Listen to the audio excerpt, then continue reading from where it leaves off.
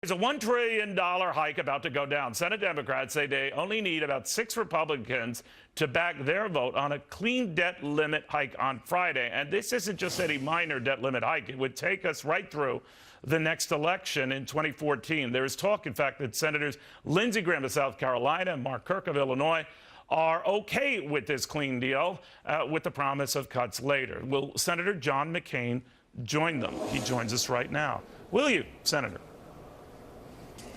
The dynamics are that it's something that Republicans would push, and then the House would the Senate would push, and the House would reject, and we'd ping pong back and forth. Here's the point: we got to sit down and we got to work this out.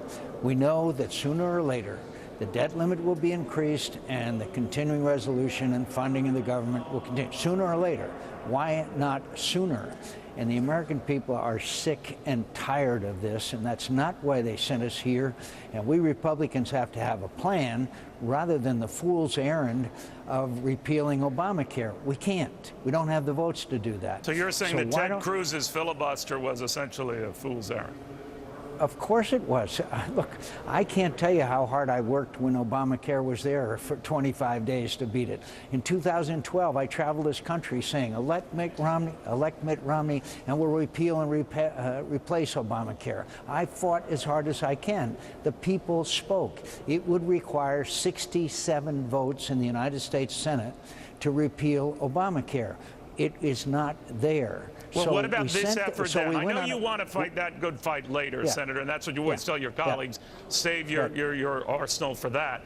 But would you accept what the president offered, and that is a sort of a plan by which you attach to opening up the government now and give a clean CR, a promise, something in writing that we will address any and all issues that you Republicans think are crucial. We will have at it. Many of your colleagues don't trust him on that. Do you?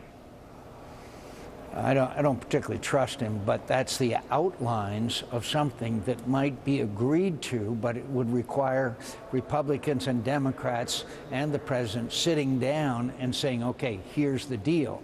I don't trust, but I do say that what about repealing the medical device tax? Most Americans are for that. What about some other provisions that maybe we could put into it that would fix some of the worst parts of Obamacare? In other words, this back and forth of here's my plan, let's force a vote on it, and then send it over to the other body who won't agree with it, and they pass something sending it over to us, after a while grows very tiresome, Neil. Well, and to that point, Senator, I don't mean to jump on you there, sir, but the White House is now saying the president would veto this House-passed measure that would create, I guess, a bipartisan panel to work on deficit reduction and the debt limit. So, I don't know, you're closer to this than I am, but it does seem like an ongoing, soap opera. Look, I guarantee it is an ongoing soap opera, and when we're denying families the death benefits of their loved ones who were killed in Afghanistan, we've gone too far. And that's why I sound angry with this who wins, who loses. The way you solve it is have Republicans and Democrats in both houses sitting down together and solving it. And I guarantee you, if there was a bipartisan agreement, the President of the United States would not veto it. All right, so when the president says don't even discuss health care, don't attach or use as leverage my health care law, and the Republican Party has increasingly gone back a number of times from defunding it to can you delay a provision, could you get rid of the medical device tax, and it's still rejected. Is there any sense from your point of view that the other side's even interested in a deal, or is this going to last for quite some time? The other side is interested in a deal. The markets are already beginning to react.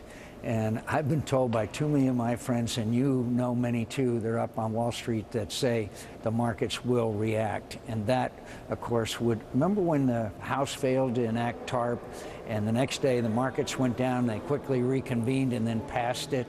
We're fooling around with the faith and credit of the United States of America. And so it's going to come to crunch time.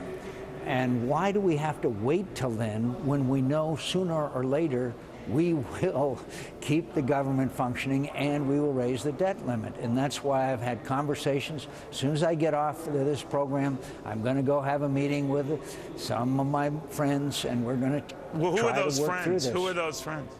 Well, you know, I'm not sure they would want to. Are they Republican friends or are they Democratic Democrat, friends? Both. Really? Both. So are you trying to carve out a middle conversations. compromise here? Not middle. I've been trying to carve out a compromise, and I have conversations and conversations and conversations, and I can't tell you we've achieved any progress. But I know this: without conversations, there's no chance of coming to an agreement. And by the way, the President of the United States is acting very differently than Bill Clinton did.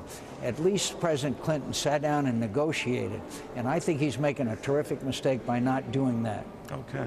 Senator, it's always good talking to you, even under crazy days like this.